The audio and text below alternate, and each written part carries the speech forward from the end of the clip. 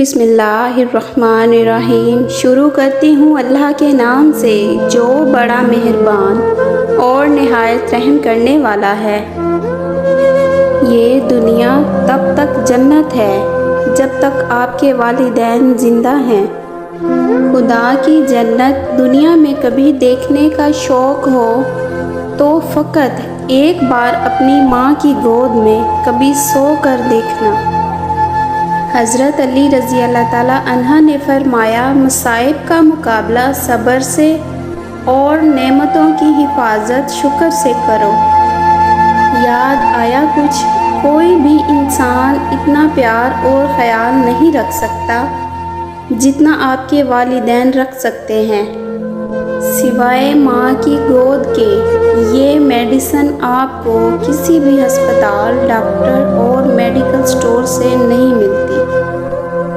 حضرت امام حسین علیہ السلام نے فرمایا، مجھے جنت سے زیادہ نماز عزیز ہے، کیونکہ جنت میری رضا ہے اور نماز میرے رب کی رضا ہے۔ سبحان اللہ۔ حضرت علی رضی اللہ تعالیٰ عنہ نے فرمایا، عورت کے ایک بچہ پیدا کرنے پر 75 سال کی نماز کا ثواب اور ہر ایک درد پر ایک حج کا ثواب ہے۔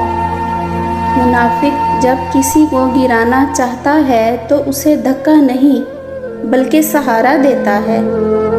نیک عورت اپنے خاوند سے پہلے جنت میں جائے گی، جنت کی حوروں سے 70 گنا زیادہ حسین ہوگی۔ بہت کچھ چھوڑ رکھا ہے میں نے اپنے اللہ کے بھروسے، میرا اللہ مجھے کبھی نا امید نہیں کرے گا انشاءاللہ۔ میں نے اسے پڑھایا، لکھایا اور قابل بنایا کہ اب وہ اتنا قابل ہے کہ میں اب اس کے قابل نہیں رہا۔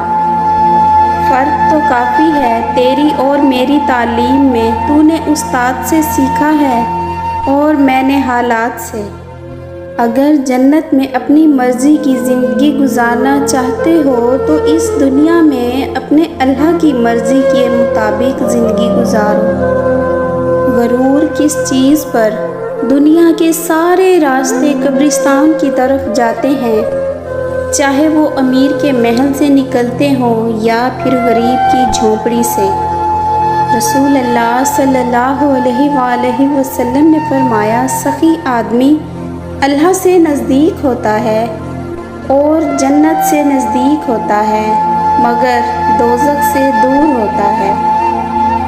رسول اللہ صلی اللہ علیہ وآلہ وسلم نے ارشاد فرمایا، جس مسلمان کی نظر کسی عورت کے حسن پر جا پڑے اور وہ اپنی نگاہ جھکا لے تو اللہ تعالیٰ اس کے دل میں عبادت کی لذت عطا فرمائے گا۔ رسول اللہ صلی اللہ علیہ وآلہ وسلم نے ارشاد فرمایا، میں نے جنت میں دیکھا تو کثرت سے وہ لوگ مجھے نظر آئے جو دنیا میں فقیر تھے۔ رسول اللہ صلی اللہ علیہ وآلہ وسلم نے ارشاد فرمایا، جنت میں ایسے لوگ داخل ہوں گے جن کے دل چڑیوں کی طرح نرم ہوں گے۔ سبحان اللہ۔ فجر کے لیے نہ اٹھیں تو نظر الارم پر نہیں بلکہ اپنے ایمان پر ڈالیں۔ نماز میں ناغہ نہیں، حاضری لگتی رہنی چاہیے۔ محبوب کو پتہ چلے کہ ہاں آیا ہے، چاہے سبق یاد ہے یا نہیں یاد ہے، مگر کلاس میں حاضر تو ہے۔ پاک ہے وہ رب جو برداشت سے بڑھ کر دکھ نہیں دیتا، مگر جب سکھ دیتا ہے تو انسان کی اوقات سے بڑھ کر دیتا ہے۔ سبحان اللہ۔ تو پیارے دوستو، ابھی موقع ہے کیونکہ اعمال نامے کھلے ہوئے ہیں اور قلم چل رہے ہیں، بدن تندرست و توانا ہے، زبان آزاد ہے اور توبہ سنی جا سکتی ہے اور اعمال قبول کیے جا سکتے ہیں۔